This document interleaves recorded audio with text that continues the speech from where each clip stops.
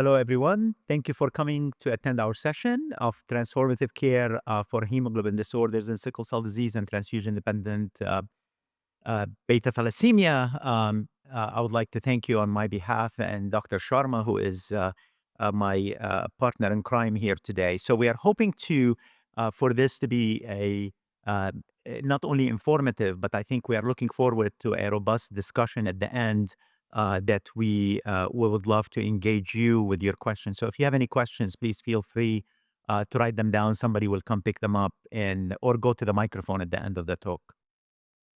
So today is myself and, like I said, Dr. Akshay Sharma from St. Jude's. We thank the Medical College of Wisconsin for providing this session and Beam Therapeutics and Vertex Pharmaceuticals for providing the educational grant for this symposium. Please be on the lookout for polling during the presentation. Use your phone to scan the QR code on the screen once the question is shown. And then we will, like I said, we ask the Q&A towards the end of the session. Like I said, the slides for this talk and practice aids can be accessed in the activity menu now and downloaded after the session. All of that will be available based on this information. So I'm not sure if you want to take a screenshot of this, but you can access the slides afterwards. So this is a first question, which is a polling question. What is the greatest challenge? And I would be very interested to know what is the greatest challenge or unanswered questions that you encounter when considering gene therapy for sickle cell disease and transfusion-dependent beta thalassemia. And you can see the answers there, and I'm going to start the voting. So if you don't mind using the QR code and vote on your phones.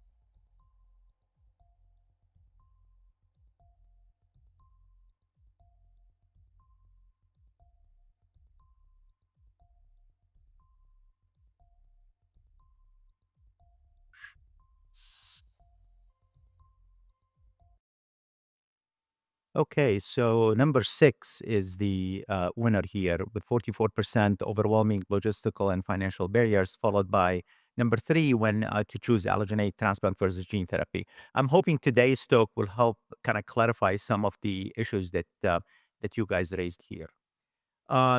During the presentation, we learned that longer-term evidence continues to support the treatment role for gene therapy in sickle cell disease and transfusion-dependent beta thalassemia. We are also going to discuss choosing gene therapy as an option for patients with hemoglobin disorders involving careful assessment of disease burden and conservation with conversations with patients and caregivers and families and how you approach this. And practical delivery of care requires collaboration across wider management teams, long follow-up and referral to specialized care centers. Next, I'm going to have Dr. Sharma talk about the sickle cell section, and then we'll go to the thalassemia next. All right, good afternoon, everyone, and thank you, Haider, for that introduction.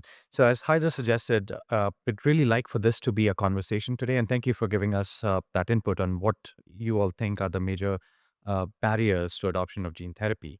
So, as all of you probably already know, sickle cell disease is a monogenic disorder which affects the beta globin subunit of the hemoglobin molecule, and it's a multi-system disorder, even though it affects a single gene and it's predominantly seen in blood. It's a multi-system disorder which progresses with age. As you can see, children in infancy develop stroke, sepsis, panic sequestration. As they get older, they start having painful crises, acute chest syndrome, etc. And towards young adulthood and later years in life, they progressively develop organ damage. Now, some of these organ damage that you see highlighted in gray over there is irreversible. So, for example, somebody has had a stroke, that brain tissue is gone. You can't really recover that. Nephropathy, cardiomyopathy. Usually, these organ damages are irreversible. And because of these irreversible damages, many of these individuals have a shortened lifespan. So, as you can see here, the 3 lines represent 3 different cohorts: the black line from 1979, green line from 1999, and the most recent cohort from 2017 represented in the red line. Now, with the efforts due to newborn screening and pneumococcal prophylaxis, we've been able to push this earlier peak that you see here in early childhood. Now, we don't see that anymore, but this plateau of patients dying early in their 40s and 50s still hasn't changed very much. And the median age of death for individuals with sickle cell disease in this country is still about 42 years, which is about 30 years less than the actuarial survival of African Americans in the US. Um, there are a number of treatments, fortunately, now available. Hydroxyurea and blood transfusions have been around for a very long time. And in the last decade, we have had at least three new drugs which were FDA approved. Unfortunately, voxelotor was withdrawn late last year. But none of these treatments are curative. These treatments need to be taken on a regular basis, either daily or weekly. They don't work for every single individual. They work for some, but not for all. And so the search for cure has continued for a very long time. And we've known since 1983, when the first patient who had sickle cell disease and also had leukemia and received a bone marrow transplant from her sibling. When she recovered, she didn't have either of those diseases. So we knew in 1983 that a bone marrow transplant can cure individuals with sickle cell disease. And then in 2023, we had two new gene therapies approved: a gene edition approach, Lovo-cel, and a CRISPR-Cas9 gene editing approach, exa-cel. And that has really expanded the repertoire of potentially curative therapies for sickle cell disease. And so, before we go further into what's the mechanism of action of these different agents, let's briefly talk about how do we deliver these therapies? What's the journey look like? Because that journey is almost identical for any gene therapy that uses ex vivo genetic manipulation of stem cells. So, here we have a patient who has sickle cell disease. Once they decide that they are going to uh, proceed with gene therapy, and you've gone through all the consents and the counseling and stuff. The first of stuff is to stop hydroxyurea and start these patients on blood transfusions. Now, it's debated how long you need to continue them on blood transfusions. We do somewhere around 2 to 3 months. There have been instances where we've done only 1 month, but reasonable to say that about 2 to 3 months of hydroxyurea cessation and continuance of blood transfusions, either exchange or simple transfusions, is usually required before you would move on to the next step, which is collection of stem cells. Now, collection of stem cells is a challenging process in individuals with sickle cell disease. It's not very difficult, but it is definitely different from what we are used to. One of the reasons is we cannot use GCSF for patients with sickle cell disease because of the catastrophic risk of death and severe immune activation. So, plerixafor, unfortunately, is the only agent which is widely used currently. There are many new agents that are in development which are much more potent than plerixafor, and hopefully they will improve the mobilization ability. But not just mobilization, the collection, the apheresis process itself is slightly different. The settings have to be different. And this comes with experience. So, this is one of those challenges that can be overcome slightly with gaining more experience in performing apheresis in patients with sickle cell disease. Now, most patients require about 2 to 3 cycles of apheresis, each separated by about 4 to 6 weeks. And each cycle is about 3 to 4 days. So, if you're doing your math correctly, we started with 3 months on blood transfusions. Now, let's say 3 to 4 months on on apheresis. We are already better part of our year is just gone on in preparation and collection. Once we have collected adequate stem cells, we send them to a laboratory, usually a manufacturing organization that does CD34 cell selection, and then either does lentiviral transduction or CRISPR-Cas9 electroporation.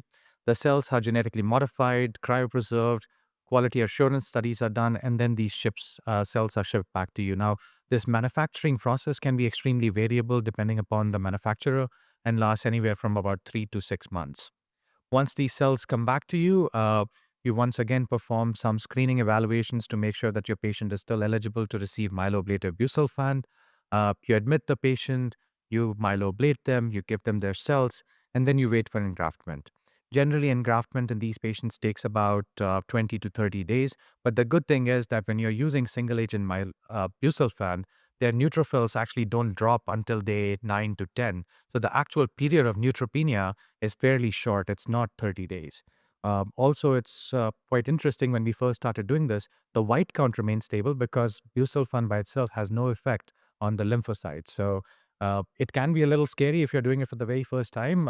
Did we give the patient real busulfan? Did we give adequate dose of busulfan? But that's fine. After you've done a couple of cases, you realize that that's how these patients do. And then, of course, for most of these patients, we follow them really long term. There is intense follow up for the first couple of months to a year, and then long term follow up goes on for about 15 years. Now, this journey is similar for all products. So, we'll talk about the mechanism of action of different products now and how they differentiate themselves. So, for Exacel, it's a CRISPR-Cas9 edited product where the BCL11A erythroid specific enhancer has been disrupted. BCL11A is a transcription factor which suppresses fetal hemoglobin production around the time of birth. So, if you disrupt the suppressor, if you take the brakes away, fetal hemoglobin goes up. And that's the mechanism of action for Exacel. Now, with the use of Exacel, the clinical trial FLIME 1-to-1 study, which studied patients with sickle cell disease who had severe sickle cell disease, these are the data. And you can see, you might have seen these swimmers plots previously. I'll just orient you. Each lane is a patient, and the longer the line, the longer the follow-up.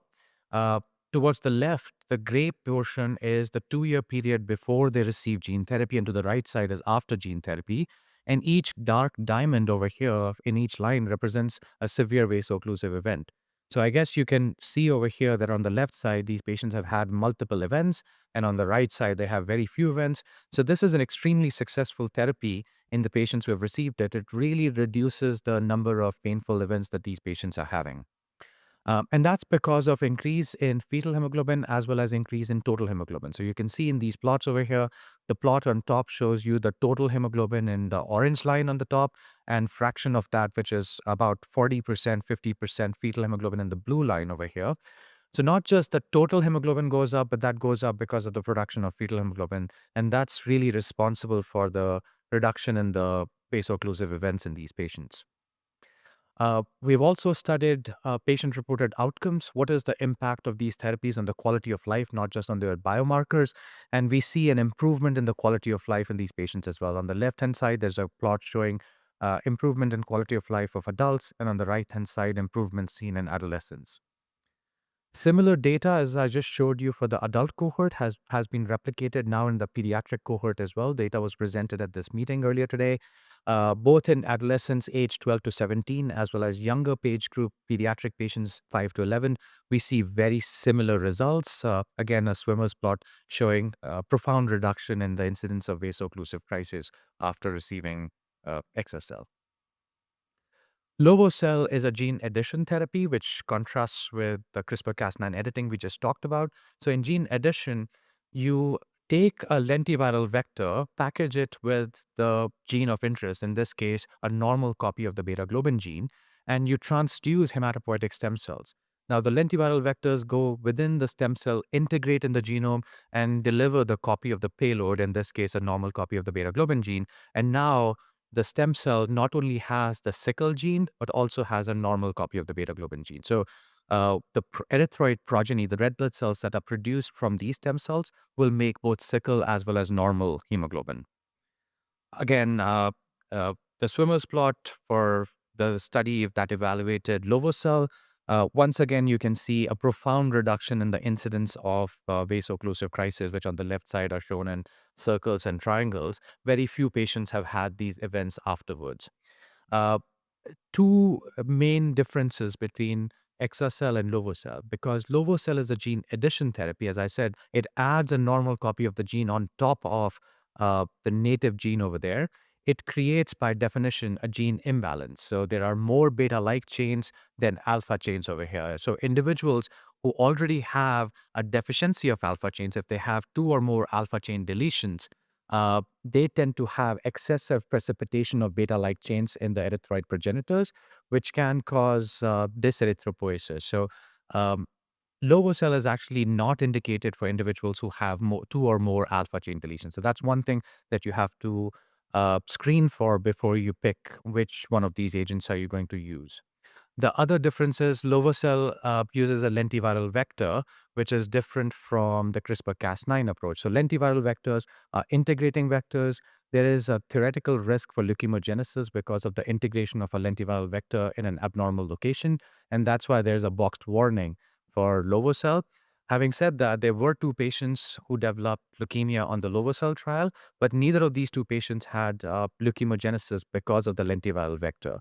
So no patient with sickle cell disease has developed leukemia because of abnormal integration of a lentiviral vector.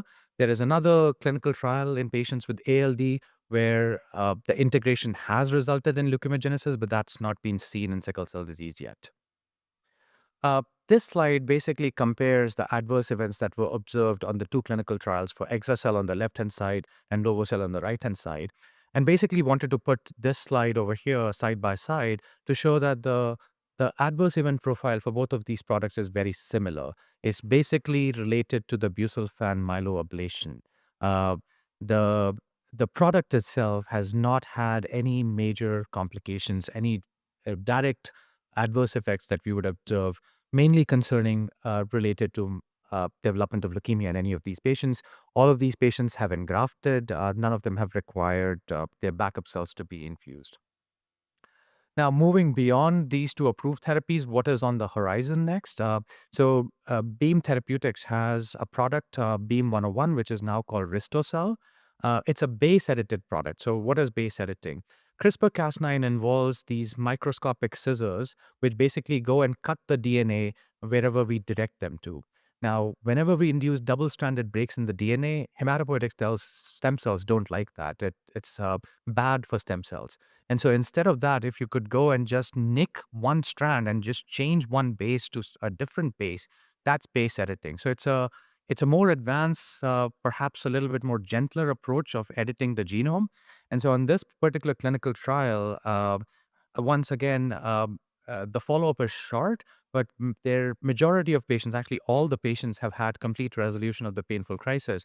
And the fetal hemoglobin induction on this trial has been a little bit higher. So on this trial, fetal hemoglobin has been around 60% as compared to about 45 to 50% seen on the trial with exa-cel. So there are some differentiating features over here.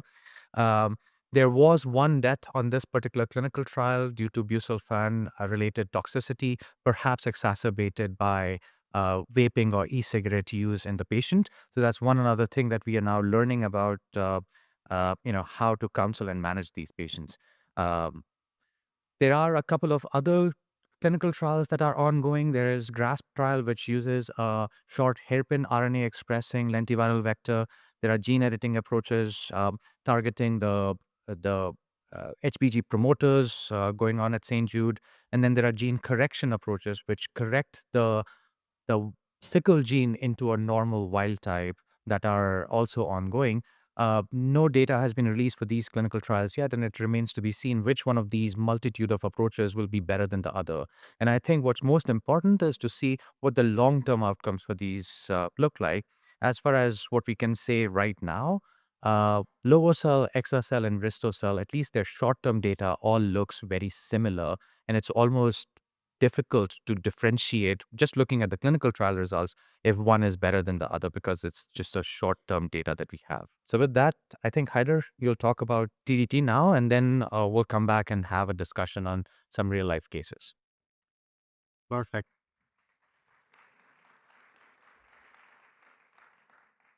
Thank you, Akshay. That was a great tee up for me, so it should make my life easier here. So I'm going to discuss transfusion-dependent beta thalassemia. There are around 40,000 affected infants who are born each year, with half of them classified as transfusion-dependent. Now, unlike sickle cell disease, transfusion-dependent beta thalassemia, there are many different mutations that can result in either decrease in the production of beta globin gene, and this is what we call beta plus, or beta zero, where there is a severe mutation that can lead to complete absence of the beta globin chain product. So, patient with transfusion dependent beta thalassemia, if they have the more severe genotype, meaning beta zero, generally present at around 4 to 5 months of age. When that switch happened from fetal hemoglobin to adult hemoglobin, they usually present with symptoms of severe anemia, and they are transfusion dependent. Those who have beta zero, beta plus, it depends on the severity of how much they make from the beta plus. They sometimes will start transfusions a little bit later in the either after 1 or 2 years of age. So it all depends on how much hemoglobin A they make. But the bottom line is individuals with transfusion-dependent beta thalassemia require blood transfusions every 2 to 5 weeks, and it's a lifelong frequent transfusions required. Now, what's bad about transfusions? Bad is because you can end up with a significant end organ damage related to iron overload, despite data showing that aggressive iron chelation can minimize some of these side effects. In fact, there is still significant morbidities related to chronic transfusion, including liver, heart, or endocrine organs. In those who undergo splenectomy, there is increased risk, and there were many published papers of thrombosis related to hypercoagulable state and increased platelet count after splenectomy. There is bone and joint manifestation, including osteoporosis, fractures, arthropathy, and cardiopulmonary disease. But because of the aggressive chelation, now the life expectancy of individuals with transfusion beta thalassemia is significantly improved to what it was when we only had Desferal, which is sub-Q chelation. So there are many things that have been used. Luspatercept is an erythroid maturation agent, and it's a first disease-modifying therapy that has been approved for transfusion-dependent beta thalassemia.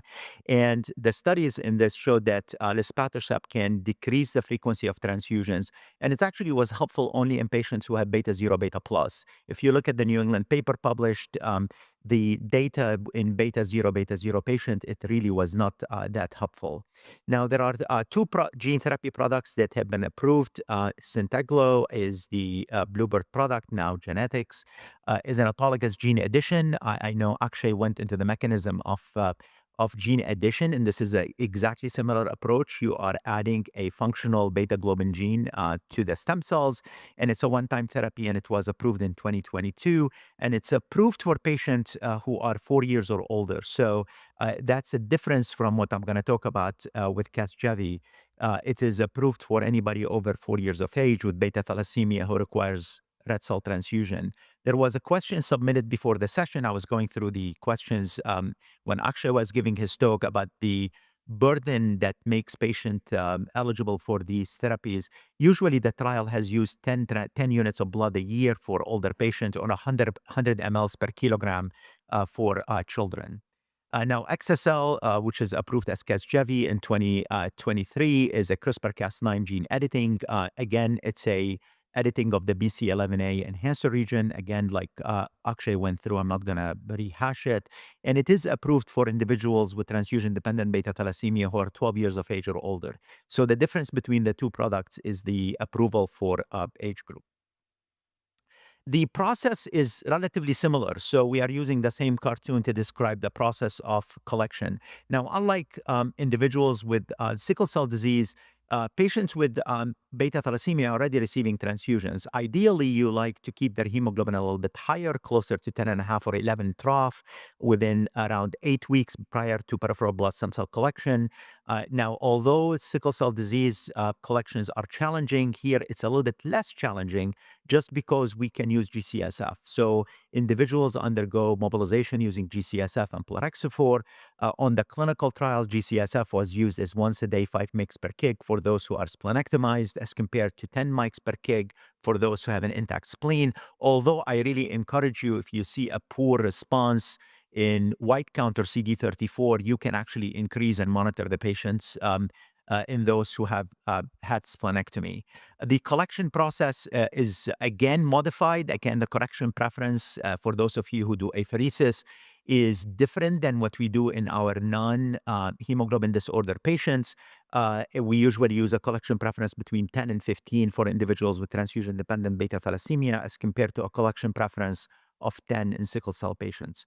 And because we can mobilize better using GCSF and plerixafor, actually the number of collections required to achieve a drug product are usually much less with a transfusion-dependent beta thalassemia as compared to sickle cell disease. So this is data that was published by Franco Locatelli in Blood in 2022 in New England Journal of Medicine on 23 patients ages 4 to 34. Now, it is very important to remember that those patients did not have the most severe genotype. They had beta 0, beta plus, and 20 out of the 22 or 91% achieved transfusion independence. And the average hemoglobin level during transfusion independence was 11.7 grams per deciliter, ranging from 9.5 to 12.8. And the modified hemoglobin gene that was inserted contributed around 8.7 grams per deciliter to the total hemoglobin that the patients had. Again, those are beta 0, beta plus patients, so you expect them to be making some hemoglobin A or hemoglobin E, contributing to the overall hemoglobin here. In those who achieved transfusion independence, there was evidence of markers of ineffective erythropoiesis that improved. And this is very important because in beta thalassemia, you don't only want to make them transfusion independent, you don't want them to continue to accumulate iron. You don't want to change the phenotype from thalassemia major to thalassemia intermedia. We know very well that patients with thalassemia intermedia that run hemoglobins between 7 and 8 or 8.5 without blood transfusions can continue to accumulate iron over the years, and this has not happened with these therapies. This is a paper that was just literally published 2 weeks ago online in Blood, using the entire cohort, that using the gene addition, that's combining the phase 1/2 trial and the phase 3 trial patient. Just to explain to you the difference, the transfusion independence in the phase 1 trial was 68%. And what they noticed is there was a direct correlation with the vector copy number in the cells with the amount of transfusion independence. So they went back and fix their manufacturing to improve the vector copy number, the VCN. And once that happened, 90% of the patient on the phase 3 trial achieved transfusion independence. And this same paper again mentions again this is a swimmer's plot. The dots are transfusions, and the way on the left here is pre-infusion, and here is after infusion. And this paper also did not only report on transfusion independence; it reports on ineffective erythropoiesis as well as quality of life, and there was reduced clinical ineffective erythropoiesis, meaning individuals who stopped iron chelation did not have to restart it later because they accumulated iron. And there was reduced iron overload, and overall quality of life improved in individuals receiving this therapy. So 76% of the phase 3 participants who achieved transfusion independence were off chelation without increasing in their ferritin or liver iron content over time. Here is the data from the XSL. This is from the pivotal 111 trial. And here, this is the updated data that we presented at ASH this year. And as you can see, when we presented this data over the years, there were 3 patients here that continued to require transfusion. And here, 98% or 55 over 50 of 56 patients achieved transfusion independence, which is quite good. It's 98%, and 95% of the patients achieved it on the 111 trial, and few patients achieved it on the 131 trial, which is a long-term follow-up. There was similar efficacy in patients who are over 18, which is the graphs here, as compared to the adolescent. Now, this one patient here that did not achieve transfusion independence and was not included in here has gone a year and a half without a blood transfusion. But the reason why it's not included in the data is because the hemoglobin has not consistently been over 9. So the definition of transfusion independence for both trials was maintaining a hemoglobin over 9 grams per deciliter. So here, the reason why this patient was not included but has not received any transfusion is because his hemoglobin fluctuates one day over 9, and then the month later, it's a little bit under 9. So the main duration of transfusion independence was 46.5 months, which is quite good. And what we also looked at in the Casgevy trial is very similar to what Akshay presented in the sickle cell part, where we looked at quality of life. And what we have shown is that the quality of life of patients receiving these therapies, receiving Casgevy, has improved both in the adult and in the adolescent cohort. In the adults, there were 35 patients with increase in all measures overall well-being, quality of life, that exceeded the established norms for the normal population. And in the adolescent, there was an increase in measures on overall well-being, physical and psychosocial health, and exceeded the expectation, or exceeded basically what you are expecting in the normal population. So there was not only improvement in their transfusion independence, but also significantly affected their quality of life. Looking here, we recently I presented data at ASH on the ongoing trial, the 141 trial, looking at patients who are between the ages of 5 and 11. This is the younger patient, the pediatric cohort. And 6 of 6, or 100% of the evaluable participant, this is the area here on the bottom, achieved transfusion independence with a median duration of transfusion independence of 19.8 months. 12 of the 13 participants stopped red blood cell transfusion at 1.3 months after exa-cel in the CLIMB 141 trial. So as you can see here, the data in the pediatric cohort was quite robust. And we'll talk about it in a little bit later, but that there was one case of a VOD that resulted in a young child in this cohort to die from multisystem organ failure and VOD in that study.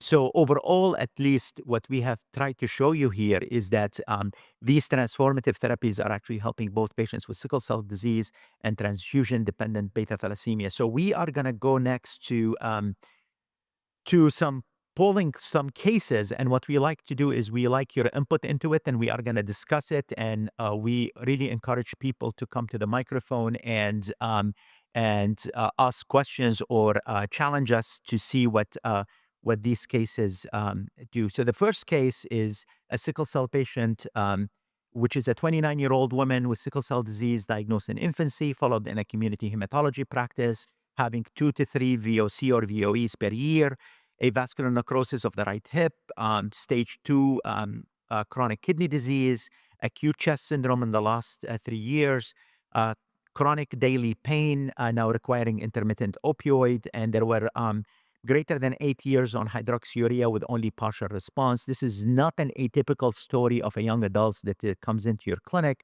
currently on hydroxyurea, escalated to a max dose of 25 mg per kg. Despite this, the patient continues to have recurrent VOCs, and there is no suitable HLA donor, sibling donor, but reliable psychosocial support. So here are the options, and I'm going to leave it to Dr. Sharma to discuss the treatment options here, and then we are going to do some polling to see what you guys think about what is the next step for this patient. Yeah.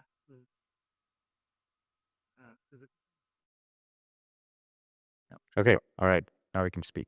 All right. So here the 4 different treatment options are: you can increase the hydroxyurea dose, you can start them on transfusion therapy, consider a potentially curative therapy, either gene therapy or haploidentical donor transplant, or stick to supportive care. So I think we will all agree over here that this is a patient with severe sickle cell disease who does not have good control of their symptoms. And it seems like their symptoms have been getting worse, and they've been doing the best that they can with hydroxyurea and supportive care. So I think uh, we can eliminate some options over here. I think sticking to supportive care is probably not going to help this patient, right?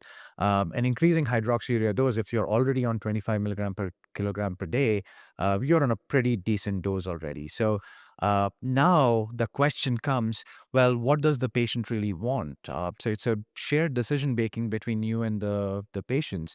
But I think in this patient, if the intention is for a one-time potentially curative therapy, a haploidentical transplant, if a suitable haploidentical donor is available, and that could be either parents, or they can be siblings, cousins, family members, you can identify them, or gene therapy could also be a potentially curative option. So we have a poll over here. Again, the same patient. If you don't mind taking out your phones, and we want to understand the lay of the land, and from you, uh, what do you all prefer? And after that, if anybody feels really passionate about this, feel free to come to one of the microphones and tell us why you would do that or why you would not do that. So Here we go. Let's start the voting.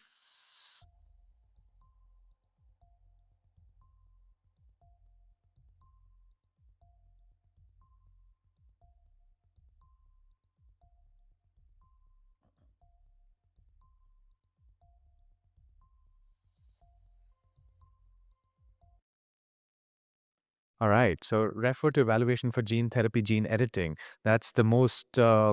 63% said that, and about 30% said consider haploidentical transplantation. Um, I would say both of those options are equally valid over here. Gene therapy has really good outcomes that we just learned. And haploidentical transplant, especially with the use of post-transplant cyclophosphamide, in the adults, the risk of graft failure is quite low, and the risk of graft versus host disease is about 10 to 20%. So it's not nothing. But we do have way more experience with haploidentical transplant than we have with gene therapy. So again, I would encourage you to counsel your patients with both of these options, and then depending upon what their preferences are and what the center's experiences, you could pick one of these two.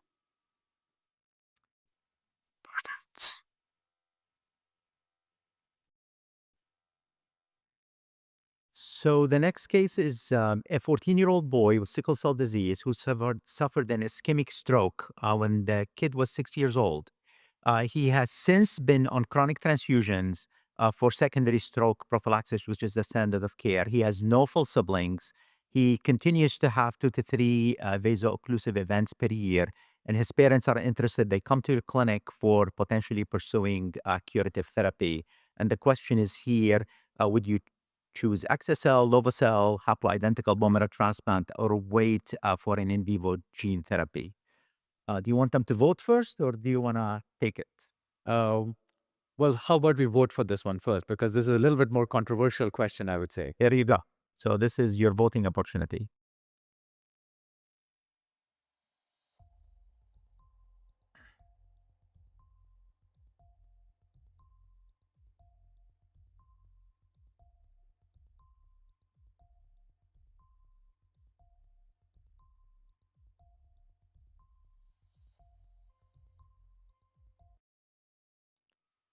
Wow. Okay. All right. Well, I'm glad nobody's waiting for in vivo gene therapy, so that's good.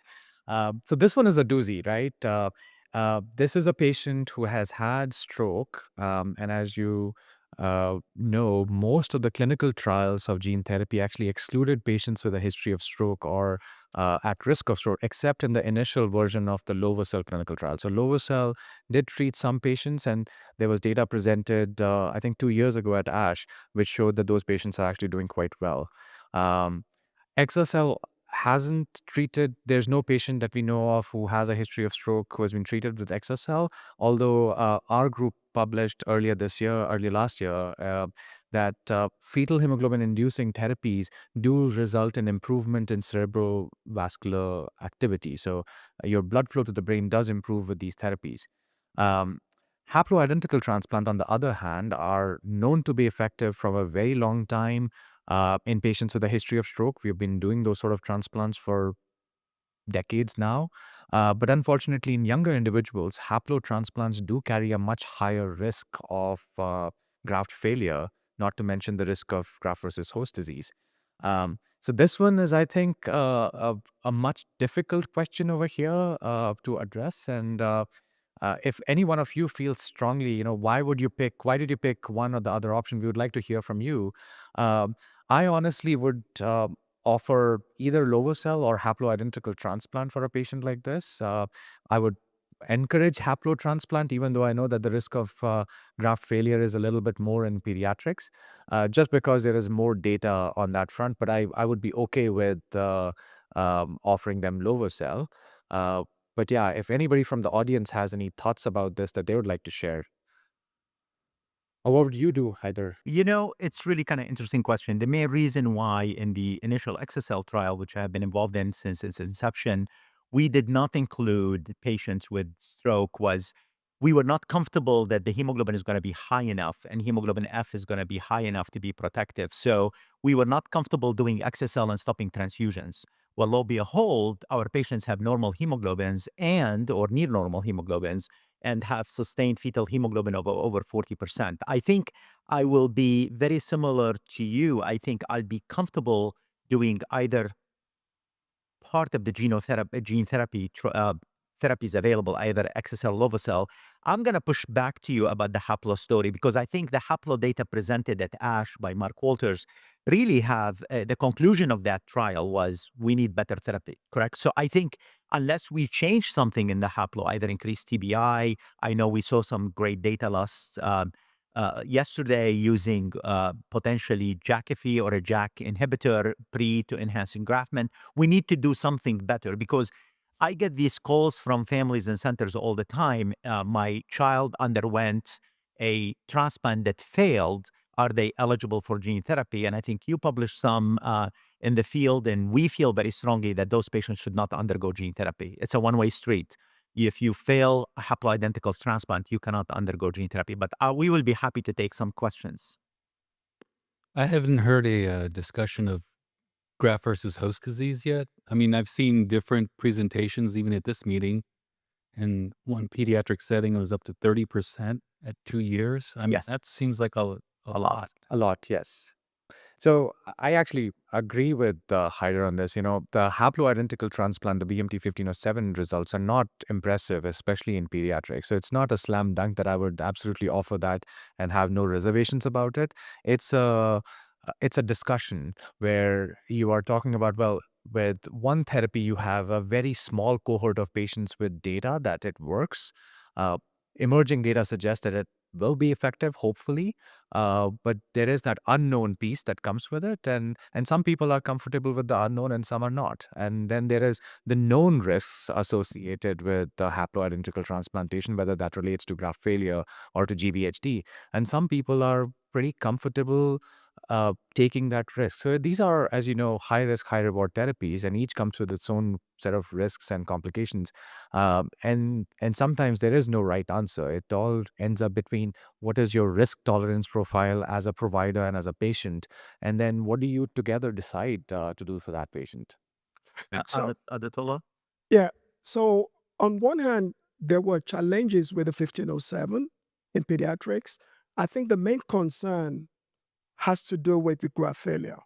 Now, it's not a perfect regimen yet, but if you look at the original Hopkins protocol, the graft failure rate has gone down from 43% to 20. Um, and if you look at the history of transplant technology, it gets better over time. So I think the challenges in that protocol is not insurmountable. So that's number one. But um, looking at some of the studies, because the main indication for transplant in young people, as championed by Mike DeBon, was stroke. And the manuscript is coming out. In all the engrafted patients, there was no single case of recurrence of stroke. So if you can overcome the challenges of haplo, that is the best documented and validated stroke prevention strategy. What I don't want the audience to go away with is promoting gene therapy for stroke prevention where there's no data. Access study clearly showed that you could reduce cerebral vasculopathy, maybe in early patients with hemoglobin F. Guess what? Myself and Mike DeBon showed in northern Nigeria that at 10 milligrams per kilogram of hydroxyurea, you can drop cerebral vasculopathy. But we don't know what this translates to with time. So while you can say that these challenges with haplo, I don't think it's correct to promote gene therapy for something you've never validated. Yeah, so Lovocell does have some data, which is why we thought that, Correct. there is that there's a medium-term data. But you're absolutely right that with Haplo, there is a much more long-term established data that it is safe for patients with stroke. We don't have that sort of evidence for gene therapy. You're absolutely right. So I do want to acknowledge Adetola's spirited comments. The outcome of haploidentical transplants are getting better. We're looking at CABMTR data sets, and even in the last 3 years, they're better even beyond the clinical trial. I just want to say this. The absence of evidence does not equal evidence of absence. Okay, so we know from the Twitch trial, the community standard for stroke recurrence prevention was to keep an S level less than 45% trough. And if that went up and down, so if you're getting 45 to 55% S level, non-S level, all of the data, forget about 1507, all that we ever knew, even before the first stroke trials, tells you that's plenty. We can wait for the clinical trial that is going to study stroke prevention we're using gene therapy. That clinical trial is not coming. So we can take care of the patients that are here. Well, the FDA doesn't say FDA says no exclusion criteria for gene therapy. Okay? We have all of these criteria that we copied and pasted from the clinical trials. So, but some of the insurances don't quite say it like that. So some of us are going to transplant some of the patients with gene therapy if their insurance will allow us, and we will learn more. Thank you for those comments. Jesu? Well, I was going to reinforce, of course, Adetola's comments in relation to cerebrovascular disease, because we do have data on haplo improving cerebrovascular disease, including psychometric testing with very clear normalization of the PSI. And we don't have such data, so it's already been clearly stated for the gene therapy. But for many situations, I think this is a bit of a theological discussion, because your payer is not going to allow you to use a product that is outside of the licensing. And so I think this provides us an opportunity for the groups that are active in the field to accrue these patients. And so I will just make a plea that those people who have such patients either join the BCG, the Vanderbilt Consortium, and we accrue the patients within that realm, or the joint regent and accrue that data, so that in another 2 or 3 years, we are not having these discussions without knowing exactly what the true answer is. Perfect. Thank you, Jesu. I'm going to take one question from the audience, which actually was in the pre, and somebody handed it to me, and let you see what you think. They're asking, A is, would you use an unrelated donor, or how do you choose between if the individual has a 10 out of 10 matched donor, unrelated donor, versus a haploidentical bone marrow transplant? Yeah, so I think if a patient has a 10 out of 10 matched sibling donor, I would go for the matched sibling donor right now. I would not even offer gene therapy in that case, because there is so many more decades of data with a matched sibling donor transplantation. The risk of graft failure is minimum. The risk of graft versus host disease is so low. I would absolutely do a matched sibling donor transplantation. Now, if it's a matched unrelated donor, first of all, the chances that you will have a fully matched unrelated donor for an individual with sickle cell disease of African ancestry, it's about 20%. So finding that donor is hard, but at the same time, there are other HLA polymorphisms which still are not accounted for, even if you're finding an 8 out of 8 matched donor. And so that can increase your risk of GVHD. And we have seen that the risk of both graft rejection as well as GVHD has been higher. In one of the publications from CIBMTR, it's been higher in patients with, or comparable to, haploidentical transplantation. So if I am pushed against a wall and I have to choose between a haploidentical donor or a matched unrelated donor, I would be more comfortable doing a haploidentical transplant rather than a matched unrelated donor transplant.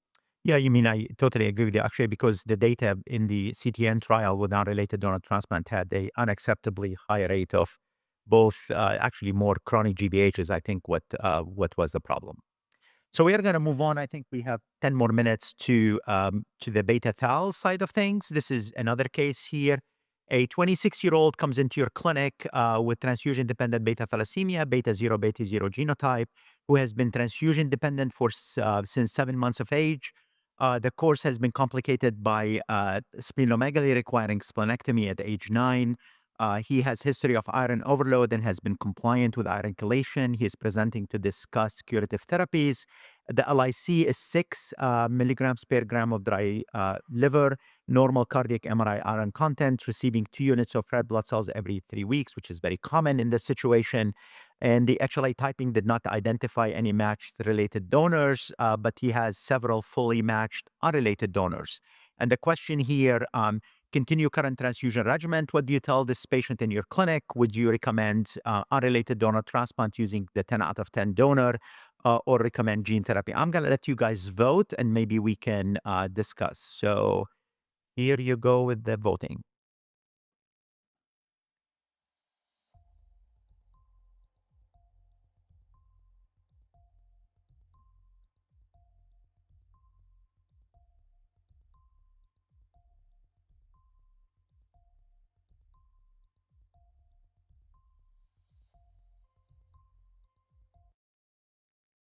Okay, so the overwhelming folks here, 81% recommended gene therapy for this patient.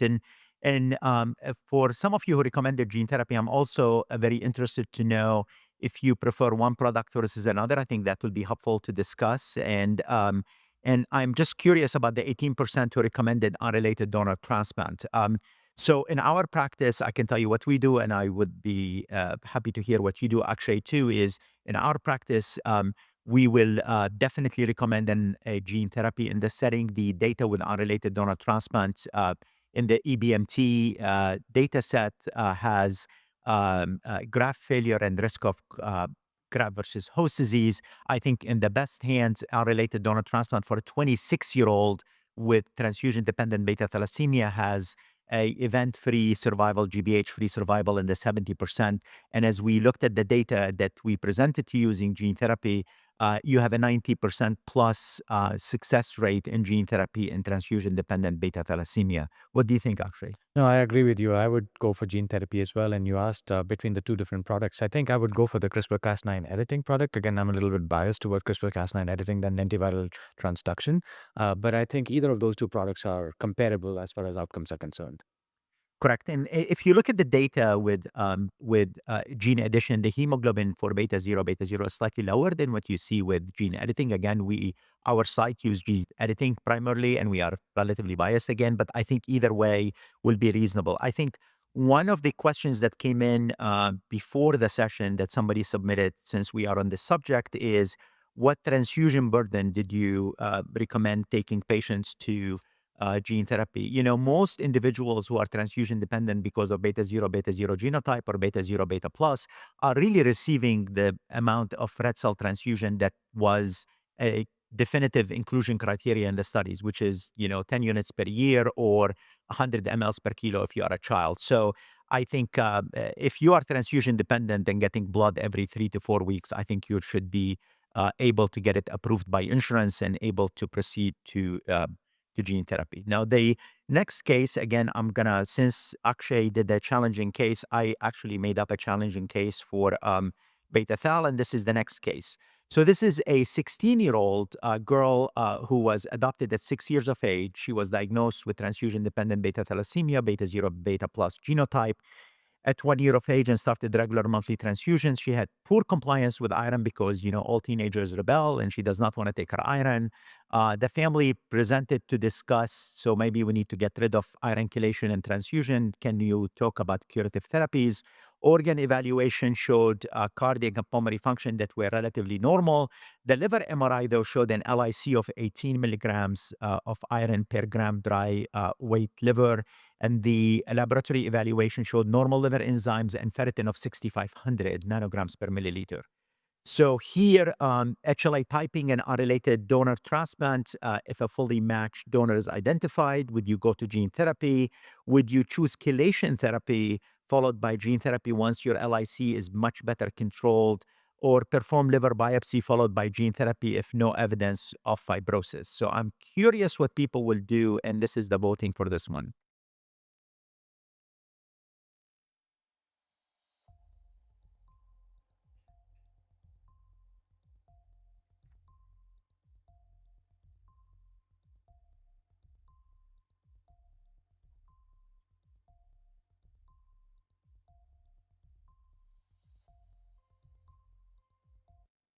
All right. So recommend aggressive chelation, then gene therapy once LIC is less than 10. So this is what we would do in our site. Remember, transfusion-dependent beta thalassemia transplants are elective, correct? So this patient has had transfusion-dependent beta thalassemia at 1 year of age. It's going to still have it another 15 years.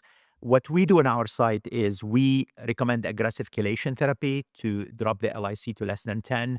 One other practice we do in our site that for individuals that come to us and have poor compliance for years and years and years is we, in addition to doing aggressive chelation and getting the iron down, we still will perform a liver biopsy just to make sure that iron that overloaded the liver for years with poor chelation did not damage the liver. There have been multiple cases where even if there is grade 3 fibrosis with a contraindication to go to gene therapy, you can aggressively chelate over a couple of years and actually reverse some of the fibrosis. There is a lot of data in that. So I think the answer, which was the overwhelming of 76%, is what we would do in our site, where we say, hey, good, go. You can do 2 or 3 iron chelators at a time, get your iron under control, potentially do a liver biopsy, and then recommend gene therapy. I'm not sure what would you do, Akshay. Yeah, so I agree with you on reducing the iron with the aggressive chelation. I would challenge you on the liver biopsy a little bit. So, there have been multiple studies which have shown that if you assess liver fibrosis with a fibroscan, or this is a liver ultrasound, it has very good correlation with the histologically documented liver fibrosis. So so on a fibroscan, you have F1, F2, F3, F4. Anything above F4 is cirrhosis, so that's really bad. F1, F2 are mild, and I think those represent the cases in which you can reverse if you reduce liver iron. So we used to perform a lot of liver biopsies, but we've actually moved away from that completely and just perform liver ultrasounds for 2 reasons. One is when you do the liver biopsy, you're only looking at a very small fraction of the liver, and if that piece does not have fibrosis, then you can falsely assume that the liver is fine. Whereas liver ultrasound actually looks at multiple, depending upon the protocol, you actually take 10 different values and then it averages it out. And so I feel that liver ultrasound, and then there are liver MRI techniques, which also look at elastography, are, uh, uh, in my opinion, superior than just performing a liver biopsy. What do you think? No, I think that's reasonable. We are still old fashioned. Call me old fashioned. I am still. We will do. We have done the fibro scans, but to sleep at night, we always kind of do both, which is probably an overkill. But I agree with you. Now, I just want to warn you that because the study is actually the XSL study allowed patient with an LIC of 18 into this study if they had a liver biopsy with a grade 1 or 2 fibrosis. So, if you read the actual protocol, it actually allowed those patients. But again, my personal opinion is there is no hurry. Just get the iron lower, get them well, and then take them to transplant. There is really no urgency. There was a question here, and Akshay, if you want to do this, uh, do you think should we start to consider gene therapy earlier in pediatrics before chronic organ damage develops? I'm assuming this is for both sickle cell and TDT, or there are reasons to still wait until adolescence or adulthood. Yeah, that's a difficult question to answer. So, currently we are using myeloablative busulfan, and myeloablative busulfan has a non-zero mortality risk.